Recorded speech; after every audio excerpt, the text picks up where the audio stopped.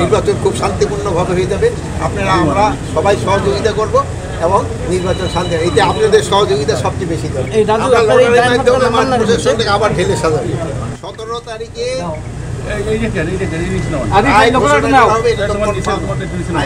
আপনাদের কোর্টে থেকে জানিয়ে দিয়েছে। এটার জন্য আইন শৃঙ্খলা বাহিনী তাদের যা যার প্রস্তুতি নেওয়া নিয়েছে এবং এটার ক্ষেত্রে কোনো ধরনের কোনো রকম কারো কোনো আশঙ্কা নেই। এটা খুব ভালোভাবে হয়ে যাবে এবং আমাদের যার যার দায়িত্ব আমরা সবাই ভালোভাবে করতে পারব এবং কোনো ধরনের কোনো বিশৃঙ্খলা বা কোনো কিছু হবে না।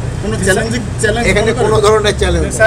আর আরেকটা আপনি প্রশ্ন করছেন নির্বাচনটা হবে ডিসেম্বরে না, এটা হবে ফেব্রুয়ারিতে নির্বাচনের ডেটটা ডিক্লেয়ার করে ইলেকশন কমিশন, বাট এটা ফার্স্ট উইক মানে ফেব্রুয়ারির প্রথম দিকতে হবে, রোজার আগে হবে ডেটটা হয়তো ইলেকশন কমিশন। বাট এই জন্য আমাদের যা যা প্রস্তুতি নেওয়ার দরকার আমরা এটা নিয়ে নিচ্ছি এবং প্রস্তুতি চলতেছে। আপনারা জানেন যে আমাদের প্রশিক্ষণও চলতেছে।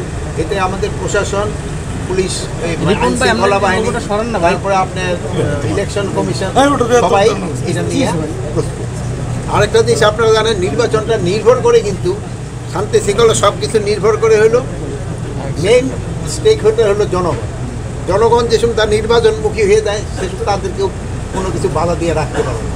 আর নির্বাচন আরেকটা বড় ফ্যাক্টর হয়ে গেছে হলো রাজনৈতিক দলগুলো যারা নির্বাচনে যাবে, তারা যেসব নির্বাচনমুখী হয়ে যাবে সে সময় কোনো সমস্যা নেই।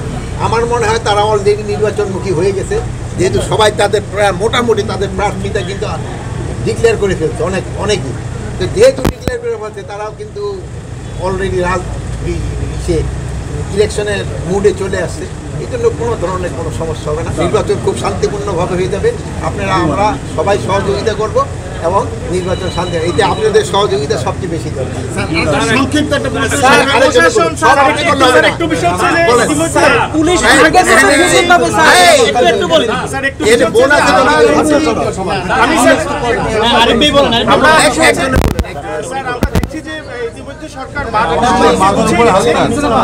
প্রতিদিনই দেখছি যে বিশেষ করে জনপ্রশাসন মন্ত্রণালয় থেকে বিভিন্ন জেলার জেলা প্রশাসককে রদবদল করা হচ্ছে, পরিবর্তন করা হচ্ছে।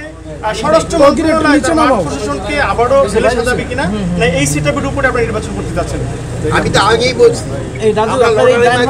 প্রশাসনকে আবার ঢেলে সাজাবে, কিন্তু এইটা হলো ইলেকশনের শিডিউল আগে। আর এই যে নর্মাল যে একটা প্রসিডিউর যেটা চলতো সেটা তো সবসময় চলবে।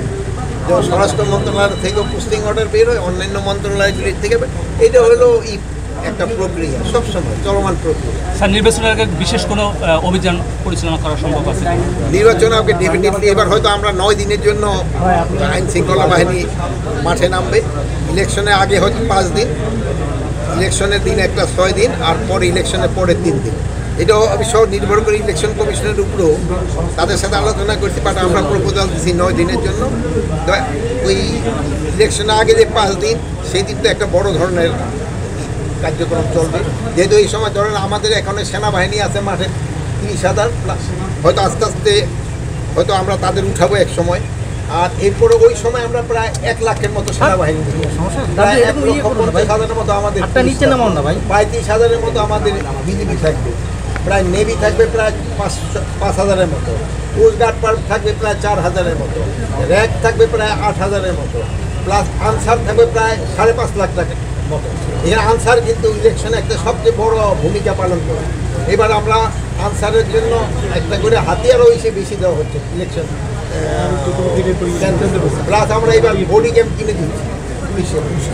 এই জন্য ইলেকশন খুব শান্তিপূর্ণভাবে হবে এবং কোথাও কোনো রকমের